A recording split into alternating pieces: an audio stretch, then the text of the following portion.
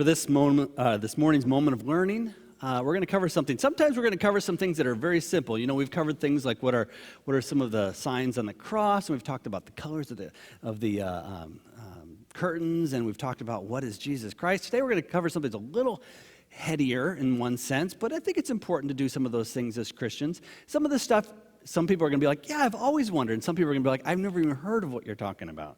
I'm going to talk about a few different things today. And in case I use them, see, that's part of the thing, is if I use some of these words at some point in the future, I want you to at least have some sort of frame of reference of what they are.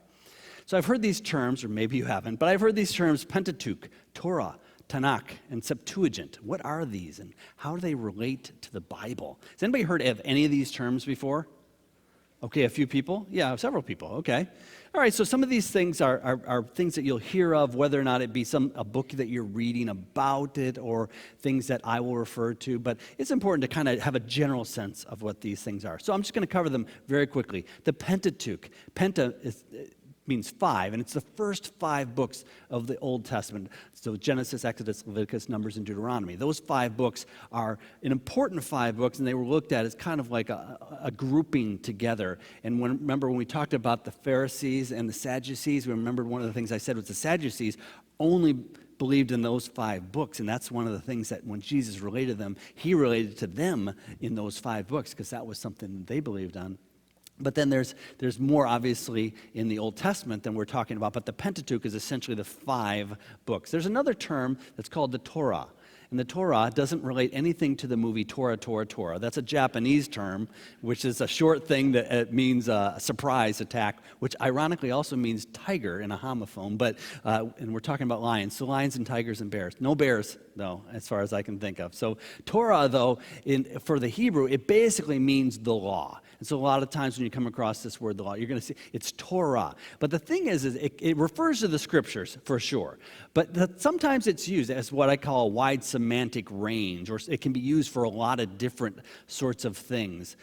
So like if you say the word government, you might be talking about your local government or the government or a government. There's a lot of different ways to look at that. So Torah can mean basically the law, referring to the scriptures. It can be like the Pentateuch. It can really say the Torah, and it's talking about those 5 books as opposed to other parts which are more prophecy. It can refer to the non-prophetic books of the Old Testament. So it could refer to all of those 5 books of the Pentateuch, but also kind of all the historical books as well. Or it could also refer to the entire Old Testament itself. So thinking of the whole thing of the law of the Old Testament. So you see this sometimes in the New Testament. They talk about the Old Covenant and being under the law. But then they didn't say the Old Covenant and being under the law and the prophets. But sometimes they do. And it can get a little confusing until you understand what you're reading about and say, what are they probably talking about there? Another word is that you don't run across as much as the Tanakh. The Tanakh is the Hebrew Bible, and that comes up at points in time, but it's basically the 24 books of the Hebrew Bible. It's the same thing as the Old Testament of the 39 books that we have. It's just that they don't count 1st and 2nd Chronicles. They count that as one. And the minor prophets are one book. So the numbers, in case you ever run across that, don't be worried. It's the same thing. So when I say that Jesus ratified and gave credence to the Old Testament, it's the same thing as what the Jews used at that time.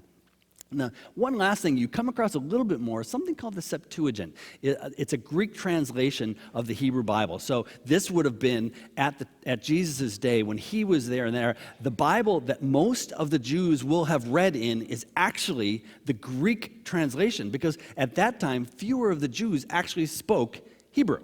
And so they weren't reading the Hebrew Bible. So a lot of times we can forget about that. That was the common Bible at that time. Now, that doesn't mean that they wouldn't go and learn Hebrew as classes. Like I may go and take Spanish classes, but I didn't grow up with it, that sort of thing.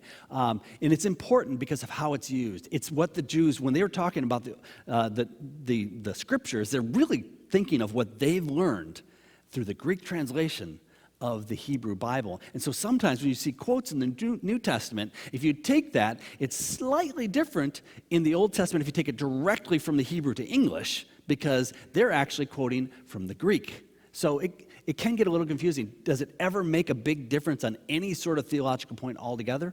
No. So why am I talking about it? Because I don't want you to be troubled by that. Sometimes it's abbreviated the LXX, which actually stands for 70, because there were supposedly 70 people who translated it into the Septuagint. But that's the moment of learning for today. Hopefully it wasn't too confusing, but it gives you an overview.